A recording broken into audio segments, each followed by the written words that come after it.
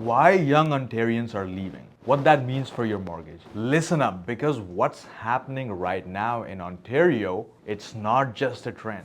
It's a signal. A quiet exodus is underway. And no, we are not just talking about retirees heading to the cottage or people downsizing to smaller towns. We are talking about young professionals, long-time residents in their late 20s and 30s. The very demographic that fuels a healthy housing market. They're packing up and saying, I'm done. Some are moving to Alberta for cheaper housing, others are heading out east. But here's the kicker, many aren't staying in Canada at all. They're moving abroad. Portugal, Mexico, even the US. No longer about adventure, it's about survival. Economic, mental, and financial. And here's why this matters if you own a property in Ontario, especially in GTA, Hamilton, or the surrounding regions. When the very people who are supposed to buy into your market are leaving it, demand starts to soften. It's not about a crash, it's about who's left to buy when you go to list your home or refinance. If you are renewing in the next 12 to 24 months or thinking of selling, this migration shift affects your bottom line. Not in a hypothetical, one day maybe kind of way, in a real, measurable, monthly payment, home appraisal kind of way. So let's unpack what's driving this wave and, more importantly, what it means for you, your equity, and your next mortgage move. We usually think of population growth as a sign of strong, confident market. More people means more demand, right? But what happens when growth starts to slow or when people start to leave altogether? That's exactly what we are starting to see in some parts of Ontario. For homeowners, especially in places like Toronto, Hamilton, Niagara, this shift matters more than most people realize. When fewer local buyers enter the market, particularly those in the late 25 to 35 age range who typically drive first-time purchases, it can lead to softer demand. And when demand softens, the home sits on the market longer. Pricing momentum slows. In some neighborhoods, you might even see values drop faster than expected. And yes, it's smart to watch interest rates. That's always a factor, but here's the thing, migration patterns and affordability pressures are often the early indicators that tell you where the market is headed. If you're only focused on rate announcement, you could miss the bigger picture, because it's not just about what it costs to borrow, it's about whether people can actually afford to live where they are. Here's what often gets missed. We still fixate on idea that Canada is booming. Immigration numbers, headline housing stats, it creates a FOMO effect. But interprovincial migration is a red flag. It shows Ontario is seeing more people leave than arrive from other provinces. Add expensive housing and weak infrastructure into the mix, and young Canadians are thinking, why stay? That weakness can leak into neighborhood demand and pricing stability. Let's look at the numbers. In Q1 of 2025, Ontario lost almost 24,000 residents to other provinces while gaining only about 18,500.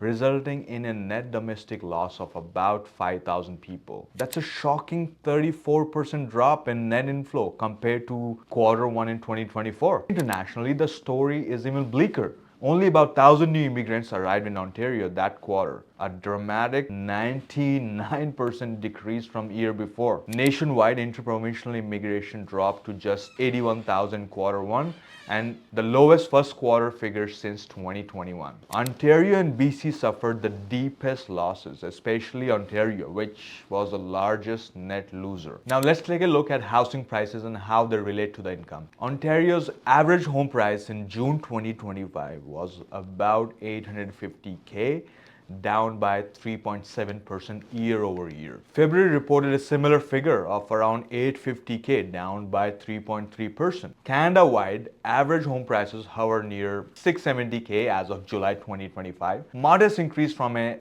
year prior, but still a stretch for many. RBC's affordability aggregate measure sits at around 68%, meaning most buyers still need nearly 70% of their income just to cover ownership costs. And according to National Bank Housing Affordability Monitor, GTA's mortgage payment as a percentage of income improved for the fifth straight quarter in quarter one of 2025. But Hamilton's, it's still sitting at 63%, well above 20-year average of 40%. Put that together and you see the formula. Weaker population plus softening affordability is equal to fewer young buyers in the market. That's a signal smart and concerned homeowners need to read. Time for some simple math. In 1980s, a working family buying in suburban Toronto could expect housing price to be 2.5 to 3.25 times their income.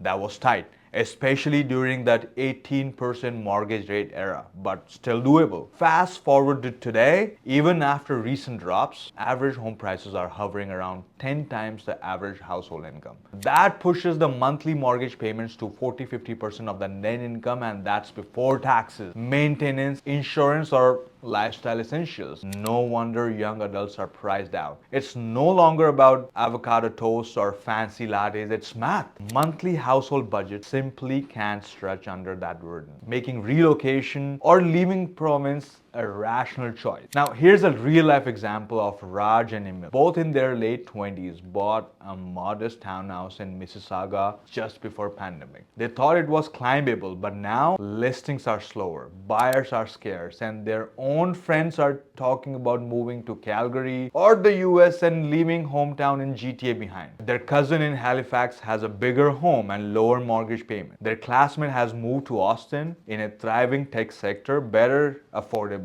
and a promising future. For young Ontarians watching their costs climbing and opportunity slip, these alternatives feel more than appealing. They feel necessary. So what can you do depending on your situation? If you are staying, lock in stable fixed rate or consider a HELOC as a buffer if income is tight. Focus on affordability, not adrenaline. No one likes refinancing fees, but a small rate move can change your household budget drastically. If you're thinking of selling, watch for early signs: loss of local demand, longer days on market, price competitively. Neighborhoods with aging buyer pools may soft faster. If you're moving within Ontario or outside, build a cash buffer. Moving doesn't just mean new mortgage, it means closing costs, moving expenses, possible bridge financing. Research your affordability. Out west or Atlantic, MPPI and price to income ratio are comparatively better. If you're renting, monitor MPPI trends, whether it's Toronto or Hamilton. See if ownership becomes feasible again before jumping in.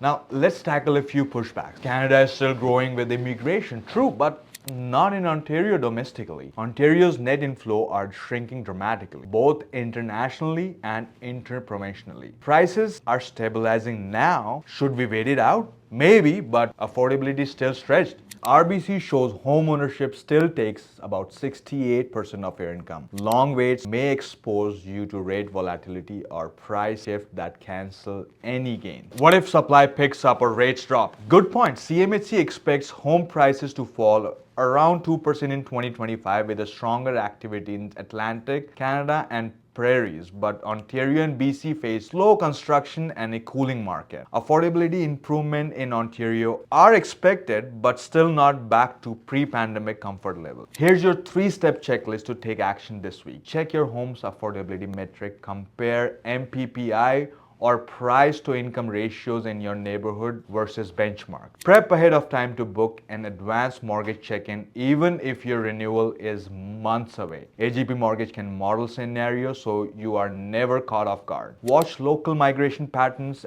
and affordability metrics, not just interest rates. These trends give early signs of shifting demand, which affects your home value and liquidity. At AGP Mortgage, we don't scare, you just get insights. Whether you're holding, selling, or relocating, let's build a crystal clear plan rooted in data. If you are in Ontario and thinking your next move, book a no obligation free strategy chat. No sales pitch, just honest math, personalized pathways, and real option. Thank you.